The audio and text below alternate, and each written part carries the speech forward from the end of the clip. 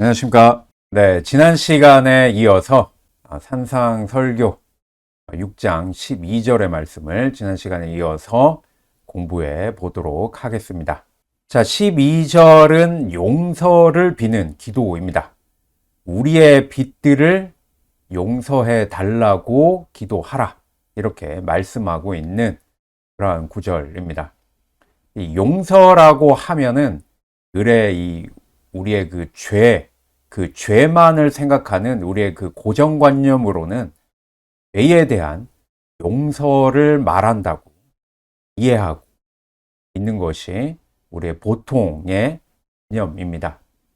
그래서인지 이 우리말 성경은 모두가 한결같이 우리의 죄를 용서하옵소서 이렇게 번역해 놓고 있습니다. 물론 마태복음 속에도 용서와 죄를 연관시켜 말하는 구절들이 있습니다. 9장 2절, 5절, 6절, 그리고 12장 31절, 그리고 18장 21절이 있기는 합니다. 그리고 죄를 이 빚으로 비유한 이 경우를 보게 될 수도 있습니다. 18장 24절 같은 경우에는 빚진 자를 이 죄인으로 비유해서 말씀하고 있는 것을 보게 됩니다. 그런데 이 말씀은 예수님께서 이 비유로 말씀하시는 그러한 구절이라고 할 수가 있습니다. 그러나 그렇다고 해서 엄연히 이 빚이라고 기록된 단어를 죄라고 번역할 수는 없는 일이지 않겠습니까? 어떤 의미상으로는 그게 죄라고 할 수가 있겠지만 일단은 오늘 12절의 말씀에서는 빚이라고 분명하게 단어를 기록하고 있기 때문에 그것을 죄라고 다르게 번역할 수는 없다라고 하는 것입니다. 그래서 그 12절에 쓰여 있는 이 헬라어 오페일리레마라고 하는 이 단어를 우리가 좀 살펴보게 되면은 분명히 이 죄라고 하는 이 하마르티아하고는 전혀 다른 단어라고 할 수가 있습니다. 그래서 이 빚이라고 번역을 한 것인데요. 오늘 구절에서 쓰여 있는 이 오페일레마라고 하는 이 단어는 오페일로라고 하는 원형적인 단어, 동사에서 파생된 이 명사로 사용된 단어라고 할 수가 있습니다. 그래서 빚이나 빚진 것을 말할 때 사용하는 그러한 단어입니다. 그러므로 이 구절에 같이 쓰이고 있는 오페일레테스라고 하는 이 단어도 죄 지은 자 이렇게 의역하기보다는 빚진 자, 채무자로 직역하는 것이 옳다라고 할 수가 있는 것입니다. 그래야 이 빚이라는 말에 대한 이해도 깊어질 수 있을 것이고 죄만이 아니라 사랑도 빚이라고 하는 것을 로마서 13장 8절 같은 말씀을 보더라도 깨닫게 될 것이기 때문입니다. 더욱이 용서하다라고 하는 이 말이 법적인 용어로 쓰일 때는 법적인 속박에서 벗어나다, 면제하다, 방면하다, 이러한 뜻을 가지고 있다라고 한다는 것을 고려해 보면은 여기서 우리의 빚들을 용서하소서라고 하는 이 기도는 빚에서 벗어나게 해달라는 이 탕감의 뜻으로 새겨들어도 무방하다라고 하는 것입니다. 적어도 하나님 앞에서 우리 모두가 빚진 자, 채무자라고 하는 그 의식을 갖고 있어야 드릴 수 있는 그러한 기도인 것만은 분명하다라고 하는 그러한 말씀입니다. 이러한 설명은 이 구절에 헬라어 원문을 보면은 더욱 뚜렷하게 알 수가 있는데요. 이 원문의 말씀을 보게 되면은 우리의 빚들을 용서하소서라고 하면서 우리의 빚들을 목적격으로 사용하고 있는 것을 보게 됩니다. 그런데 우리가 이해하기가 힘든 부분은 이 목적격과 함께 우리에게라는 역격이 나란히 명기되어 있다라고 하는 점입니다. 그래서 우리가 보는 이 우리말 성경인 개역개정 같은 경우에는 이 1인칭 복수 역격을 전혀 번역을 하지 않고 누락을 시켜 버렸습니다.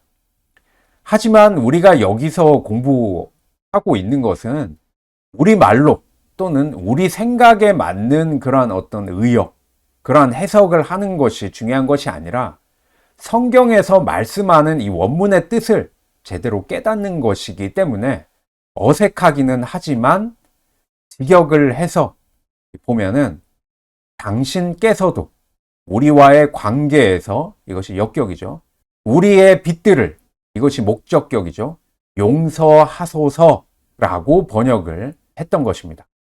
앞에서 우리의 채무자들과 우리의 관계를 전제했듯이 이 역격은 하나님과 우리의 관계를 전제하고 있는 것을 보게 된다라고 하는 것입니다. 우리의 채무들과 우리의 관계에서 그 채무자들을 우리가 용서한 것 같이 하나님이 우리와 맺고 있는 우리와의 관계에서도 당신께 진 우리의 빚들을 당신께서도 용서해 달라라고 하는 그러한 뜻입니다.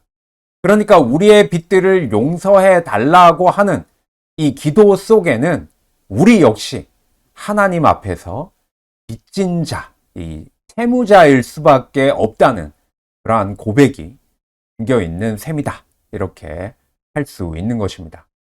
그러고 보면은 우리가 지금까지 이 기도를 드리면서 늘 가슴 찔렸던 말이 있습니다. 그것은 우리의 빚진 자들, 이 채무자들을 우리가 용서한 것 같이 라고 하는 이 문장입니다. 우리의 채무자들을 우리가 용서하지 않으면서 우리의 채권자이신 하나님께 우리의 빚들을 용서해 달라고 기도하는 것은 분명히 이율배반이고 자가당착이기 때문에 그렇습니다. 남은 용서하지 않으면서 자기는 용서받고자 한다는 것이 스스로 생각해도 염치가 없는 것 같아서 이 기도할 때마다 가슴이 늘 찔렸다라고 하는 것입니다. 이것은 마태복음 18장 23절 이하에서 예수님께서 가르쳐 주신 용서할 줄 모르는 종의 비유를 보면 확연하게 드러납니다. 이 비유의 말씀에서 주인은 내가 너를 불쌍히 여긴 것처럼 너도 내 동료를 불쌍히 여겨야만 하지 않았겠느냐, 이렇게 말씀하고 있는 것입니다. 불쌍히 여기는 마음이 있다면 용서하지 않을 수 없다라고 하는 뜻이기도 합니다. 이 비유의 마지막인 이 18장 35절의 말씀을 보면은 예수님이 가르치고자 하시는 그 뜻이 밝히 드러나 있습니다. 만일 너희 각 사람이 너희 마음으로부터 자기 형제를 용서하지 않는다면 내 하늘 아버지께서도 이와 같이 너희에게 행하실 것이다 라고 하는 것입니다. 우리 모두가 죄인이라고 하는 그러한 점에서는 하나님 앞에서 우리도 1만 달란트를 빚진 종과 다를 바 없는 이 똑같은 채무자들일 수밖에 없다라고 하는 그러한 말씀인 것입니다. 이 1만 달란트의 빚이 어느 정도인지 계산해 보면은 하루 품삯이 한 데나리온이라고 할 수가 있습니다. 그 한 데나리온의 6,000배인 6,000데나리온이 한 달란트라고 보면은 한 달란트의 빚을 갚으려고 해도 근 20년을 일해야 합니다. 하물며 그 20년 품삯의 10,000배에 해당하는 이 1만 달란트의 빚이 있다라고 한다면 도저히 갚으려고 해도 갚을 수 없는 어마어마한 빚이 되는 것입니다. 그러니까 그런 빚을 가지고 있는 그 사람이 당연히 불쌍히 여길 수밖에 없는 것이고 또 주인으로서는 용서해 줄 수밖에 없었다라고 하는 것입니다. 결국은 그렇게 이 주인으로부터 용서받아서 사는 목숨이 지금 우리가 살아가고 있는 이 삶이라고 하는 것을 이 비유의 말씀에서는 말씀하고 있는 것입니다. 하나님이 믿음을 통하여 죄 많은 우리를 당신의 아들과 딸로 삼아 주신 데에는 이 1만 달란트의 이 빚을 탕감해 주신 것과 같은 그러한 용서가 있었고 불쌍히 여겨주신 그 사랑이 있었다라고 하는 말입니다. 이제부터는 가능한 한 죄짓지 말고 살라는 그러한 의미의 말씀이다 라고 할 수가 있습니다. 우리는 이렇게 엄청난 은혜를 입은 사람들입니다. 은혜를 입었으니까 그 은혜를 나누며 살아가야 하는 것이 마땅한 모습이지 않겠습니까?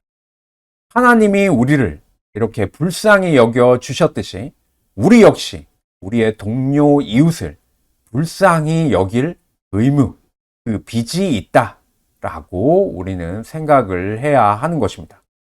그래서 18장 33절에 보면은 너 또한 내 동료에게 자비를 베풀어야만 하지 않겠느냐 이렇게 말씀하고 있는 것을 보게 되는 것입니다.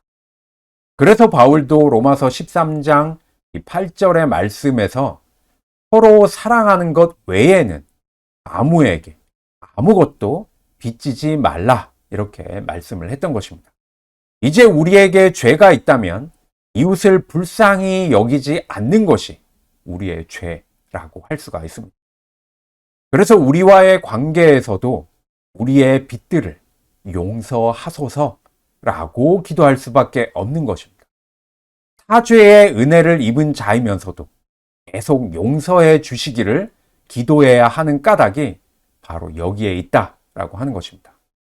만약 이런 은혜를 입고도 우리에게 빚진 자들을 우리가 용서할 줄 모른다고 한다면 이건 하나님의 은총에 대한 엄청난 배은이고 망덕이라고 할 수가 있습니다. 그리고 만약 그렇다고 한다면 하나님은 용서할 줄 모르는 종의 비유에서처럼 노하여 우리를 형리에게 넘겨서 빚진 것들을 다 갚게 하실 것입니다. 그렇게 되면은 우리는 정말 마태복음 5장 26절의 말씀 그대로 마지막 한 쿼드란트까지, 마지막 한 동전 한 입까지 다 갚기 전에는 결코 그 감옥에서 나오지 못할 것이다 라고 하는 것입니다. 그렇다면 남을 용서해야 함에도 불구하고 용서하지 못하는 우리 자신을 발견할 때 우리로 하여금 용서하지 못하게 하는 그 무엇이 우리 마음속에 자리 잡고 있는지 우리가 늘 우리 마음을 살필 수 있어야 하는 것입니다. 이렇듯 우리의 마음을 살피고 예수님의 가르침을 향해 우리가 우리의 마음을 조율해 가는 것이 우리가 살아가야 할 이 올바른 신앙의 모습이라고 할 수가 있는 것입니다. 자, 오늘은 여기까지 공부해 보도록 하겠습니다. 다음 시간에도 예수님의 기도에 대해서 계속해서 공부하겠습니다. 오늘도 들어주셔서 감사합니다. 감사합니다.